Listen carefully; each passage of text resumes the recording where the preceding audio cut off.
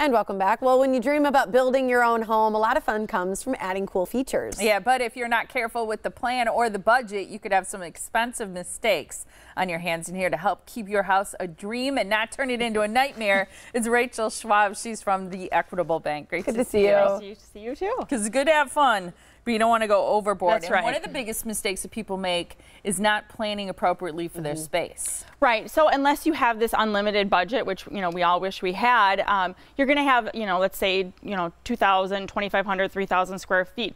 Make sure you plan those properly. Make sure you have enough closet space and storage space and nooks and things like that that you need to put things in.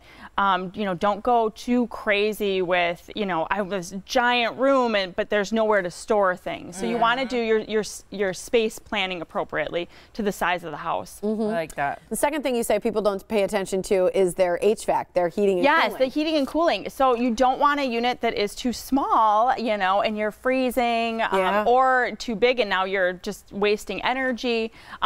Depending on the size of your home and the way your HVAC is set up, maybe you want to do zoning, you want to pay attention to certain types of filters that you could have, because that is a huge, huge thing for the comfort of the home if you think about it. Absolutely. Yeah, I mean, it seems like, because it's a behind the scenes, you don't see it, it's not sexy, but it's really, really important. Right. Yeah. Another potential problem, and I like that you point this one out, is not enough light.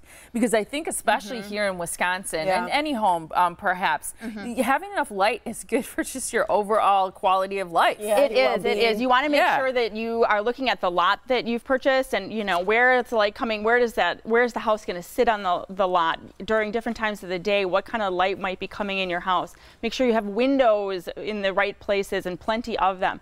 Lots of outlets, lots of lighting, whether it be overhead or sconces, things like that. Lighting is so important just for your mood and the comfort of your house again. Yeah, I like that. You also say underused or specialty rooms, and we teased the fact that maybe that gym is not the right thing to add. What do you think about that? Well, unless you are already working out at home all the time and that's what you do, I don't know, it's my New Year's resolution, so I'm going to build a gym in my new house. Right. And then you have a really expensive, messy closet. Right. It can be very idealistic. Right. So think about the space that the same with a game room, You might think, oh, this is really great. I'm going to make this, buy all these, pool table, a foosball. Yeah.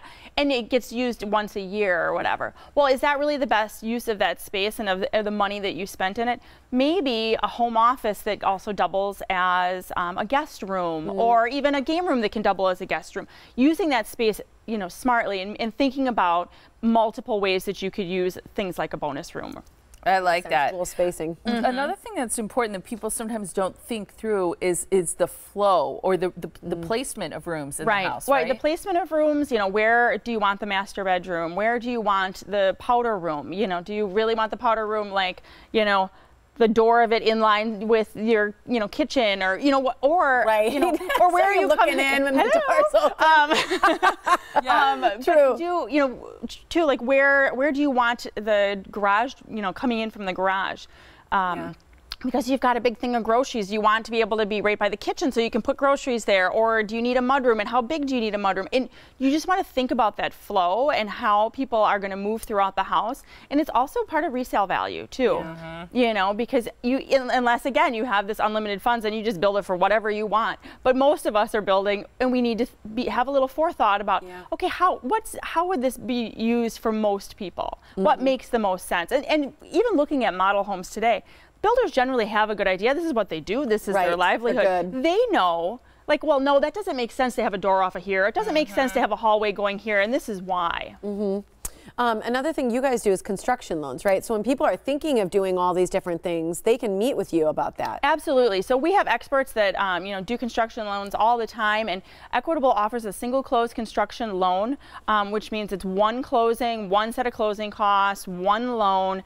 Construction financing generally is a bigger process than just buying a already built home. Yeah. So we want to make it easier and cheaper and more affordable. So you want to talk to our experts. They're going to help you. They're going to tell you what you can afford, and they're going to go through the whole process with you, holding your hand a little bit so that you can feel confident knowing not only is the builder doing right by you, but so is your bank. Yeah. I like that. Yeah, Here's nice the partnership. information. Yeah, so you can talk to an experienced loan offer, maybe consider a construction loan to see how much you can afford. Pre-approval is also a big part of it. And again, there's that single close construction loan option, which is great to save you not just time, but also money. Call them today at 414-777-4411 or visit theequitablebank.com to find out more. Always good to see you. Nice to see you too. Thanks.